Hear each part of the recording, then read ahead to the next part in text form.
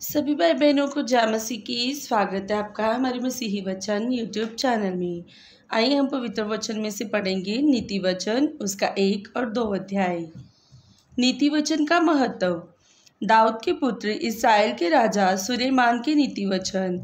इनके द्वारा पढ़ने वाला बुद्धि और शिक्षा प्राप्त करे और समझ की बातें समझे और काम करने में प्रवीणता और धर्म, न्याय और निष्पक्षता की शिक्षा पाए कि भोलों को चतुराई और जवान को ज्ञान और विवेक मिले, कि बुद्धिमान सुनकर अपनी विद्या बढ़ाए और समझदार बुद्धि का उपदेश पाए, जिससे वह नीति वचन और दृष्टांत को और बुद्धिमानों के वचन और उनके रहस्यों को समझे। युवकों को सलाह। यहोवा का भय मानना बुद्धि का मूल है। बुद्धि और शिक्षा को मूढ़ ही लोग तुच्छ जानते हैं। हे मेरे पुत्र, अपने पिता की शिक्षा पर कान लगा और अपनी माता की शिक्षा को ना तज, क्योंकि वे मानो तेरे सिर के लिए शोभामान मुकुट और तेरे गले के लिए कंठमाला होगी। हे मेरे पुत्र, यदि पापी लोग तुझे फुसलाएं तो उनकी बात ना मानना। यदि वे कहें हमारे संग चल कि हम हत्या करने के लिए घात लगाएं, हम निर्दोषों की ताक में रहें, हम अधोलोक के समान उनको जीवता, कब्र में पड़े हुओं के समान नमूचा निगल जाएं, हमको सब प्रकार के अनमोल पदार्थ मिलेंगे, हम अपने घरों को लूट से भर लेंगे, तो हमारा साथी हो जा, हम सबों का एक ही बटवा हो। तो हे मेरे पुत्र, तो उनके संग मार्ग में ना चलना, वरन उनकी डगर में पाँव भी न रखना, क्योंकि वे बुराई ही करने को दौड़ते हैं और हत्या करने को फुर्ती करते हैं, क्योंकि पक्षी के देखते हुए जाल फैलाना व्यर्थ होता है। और ये लोग तो अपनी ही हत्या करने के लिए घात लगाते हैं और अपने ही प्राणों की घात में रहते हैं। सब लालचियों की चाल ऐसी ही होती है, उनका प्राण लालच के कारण नष्ट हो जाता है। बुद्धि की पुकार। बुद्धि सड़क में ऊंचे स्वर से बोलती है और चौकों में प्रचार करती है।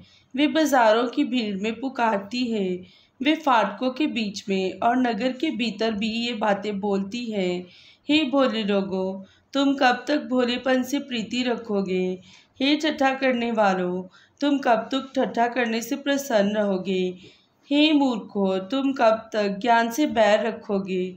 तुम मेरी डांट सुनकर मन फिराओ। सुनो, मैं अपनी आत्मा तुम्हारे लिए उंडेल दूंगा। मैं तुमसे अपने वचन बताऊंगी।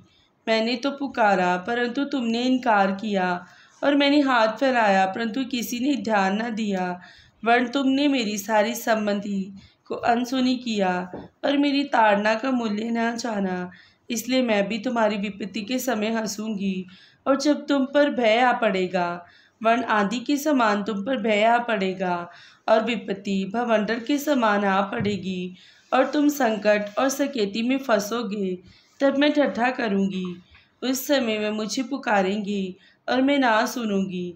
वे मुझे यत्न से तो ढूंढेंगे परंतु ना पाएंगे, क्योंकि उन्होंने ज्ञान से बैर किया और यहोवा का भय मानना उनको ना भाया।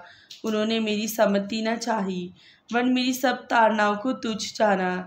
इसलिए वे अपनी करने का फल आप भोगेंगे और अपनी युक्तियों के फल से आगा जाएंगे, क्योंकि भोले लोगों का भटक जाना उनके घात किए जाने का कारण होगा, और निश्चिंत रहने के कारण मूढ़ लोग नष्ट होंगे।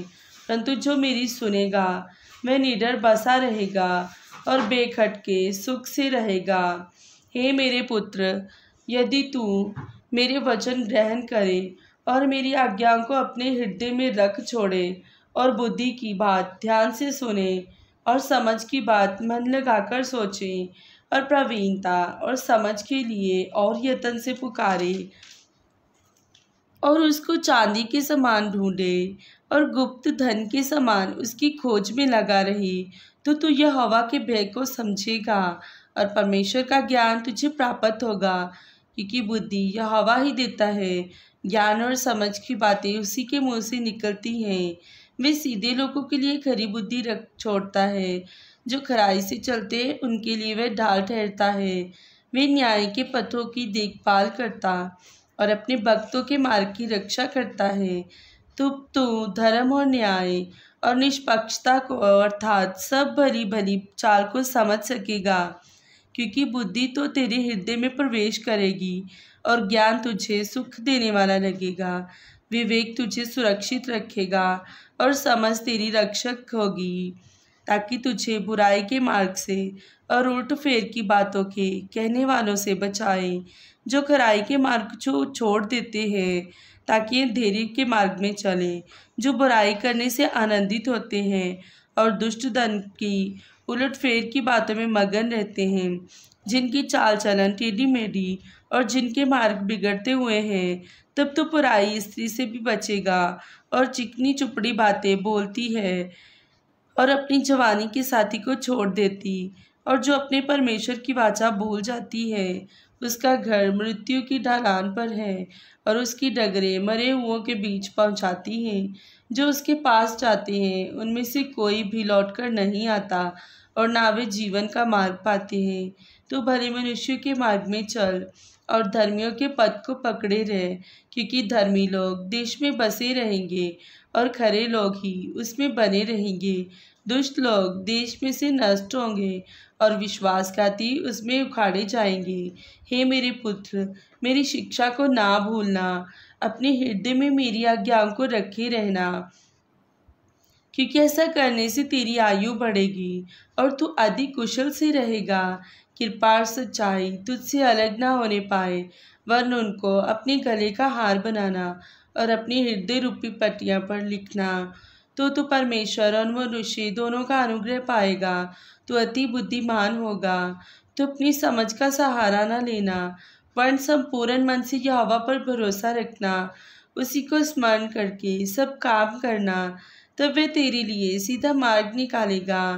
अपनी दृष्टि में बुद्धिमान ना होना, यहोवा का भय मानना और बुराई से अलग रहना। ऐसा करने से तेरा शरीर भला चंगा और तेरी हड्डियां हष्ट पुष्ट होंगी। अपनी संपत्ति के द्वारा और अपनी भूमि की सारी पहली उपज दे देकर यहोवा की प्रतिष्ठा करना। इस प्रकार तेरे खत्ते भरे पूरे रहेंगे और तेरे रस कुंडों से नया दाख मधु उमड़ता रहेगा। हे मेरे पुत्र, यहोवा की शिक्षा से मुँह न मोड़ना, और जब वह तुझे डांटे तब तू बुरा न मानना, क्योंकि यहोवा जिससे प्रेम रखता है उसको डांटता है, जैसे कि बाप उस बेटे को जिसे वह अधिक चाहता है। क्या ही धन्य वह मनुष्य जो बुद्धि पाए और वह मनुष्य जो समझ प्राप्त करे, क्योंकि बुद्धि की प्राप्ति चांदी की प्राप्ति से बड़ी है और उसका लाभ चौके सोने से लाभ से उत्तम है। वह मूंगे से अधिक अनमोल है, और जितनी वस्तुओं की तू लालसा करता है उनमें से कोई भी अधिक तुल्य ना ठहरेगी। उसके दाहिने हाथ में दीर्घायु और उसके बाएं हाथ में धन और महिमा है। उसके मार्ग आनंददायक हैं और उसके सब मार्ग कुशल के हैं। जो बुद्धि को ग्रहण कर लेते हैं उनके लिए वे जीवन का वृक्ष बनती है, और जो उसको पकड़े रहते हैं वे धन्य हैं। आमीन। सभी को जय मसीह की।